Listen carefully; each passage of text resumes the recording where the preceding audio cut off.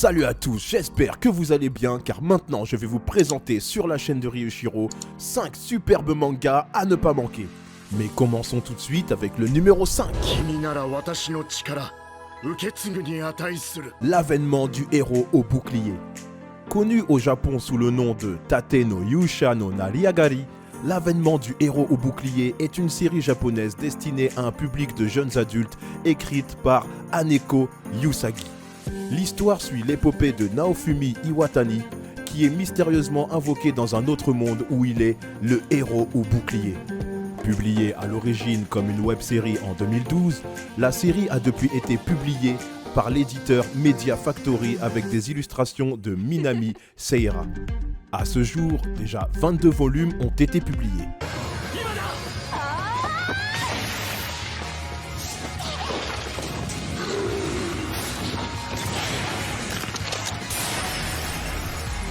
Numéro 4. Demon Slayer. Connu au Japon sous le nom de Kimetsu no Yaiba, La lame du tueur de démons est une série de mangas écrite et dessinée par Koyoharu Gotouge. On y suit le périple de Kamado Tanjiro qui cherche un moyen de rendre à nouveau humaine sa petite sœur Nezuko après qu'elle soit devenue un démon. Le manga est prépublié dans le magazine du Weekly Shonen Jump de la Shueisha depuis le 15 février 2016. Une première version française est publiée par Panini Manga entre août 2017 et janvier 2018, sous le titre Les Rôdeurs de la Nuit. Une nouvelle édition sous le titre actuel par le même éditeur est sortie en septembre 2019. Une adaptation en anime par le studio Ufotable est diffusée pour la première fois au Japon entre le 6 avril et le 28 septembre 2019. Une suite en film d'animation est en cours de production pour 2020. Un jeu mobile et un jeu vidéo sur PlayStation 4 sont également en cours de production. Demon Slayer est le manga le plus vendu de la Shueisha en 2019, avec plus de 12 millions de volumes devant One Piece. Le tirage total de la franchise a atteint les 40 millions d'exemplaires en janvier 2020.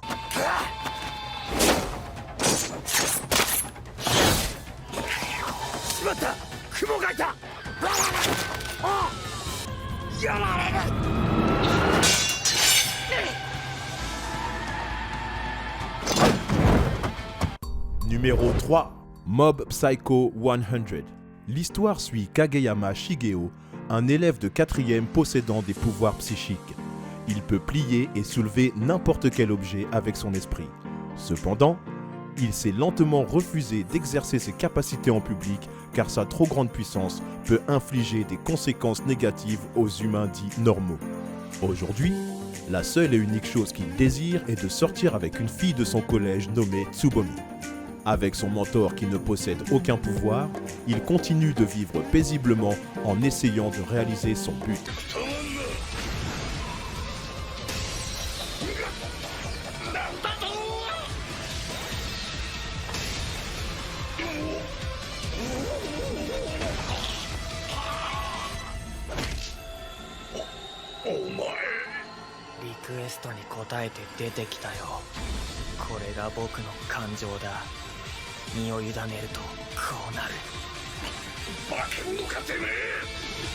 Numéro 2.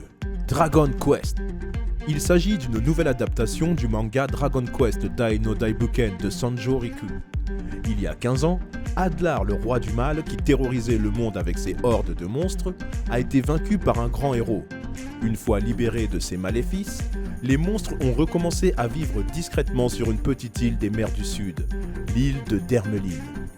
C'est sur cette île que Dai a été élevé par son grand-père adoptif, Brass. Dai est un jeune garçon de 12 ans qui rêve de devenir un héros et de protéger l'île, alors que son grand-père, un sage d'environ 180 ans, veut à tout prix qu'il devienne mage.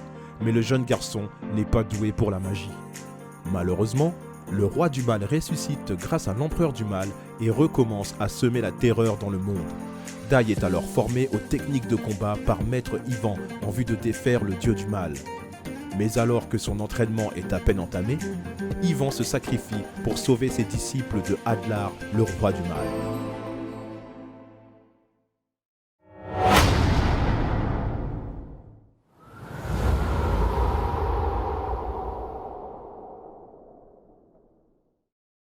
Numéro 1. My Hero Academia. Dans un monde où 80% de la population possède un super pouvoir appelé Alter, les héros font partie de la vie quotidienne, et les super vilains aussi. Face à eux se dresse l'invincible All Might, le plus puissant des héros. Le jeune Izuku Midoriya est un fan absolu. Il n'a qu'un rêve, entrer dans la Hero Academia pour suivre les traces de son idole. Le problème, c'est qu'il fait partie des 20% qui n'ont aucun pouvoir. Son destin est bouleversé le jour où sa route croise celle d'All Might en personne.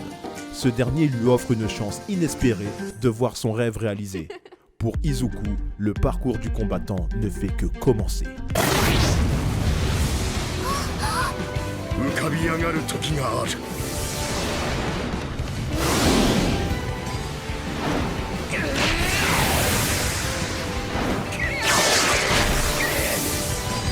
ケツの穴ぐっと引き締めて心の中でこう叫べ。そう浮かび上がるのだ、ヒーローの大前提。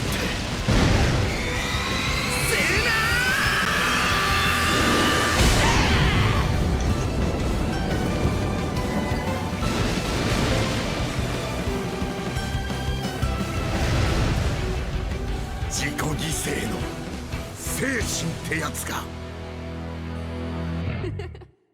Chanson est à moi, YouTube l'enlève pas, c'est libre de droit. Libre de droit.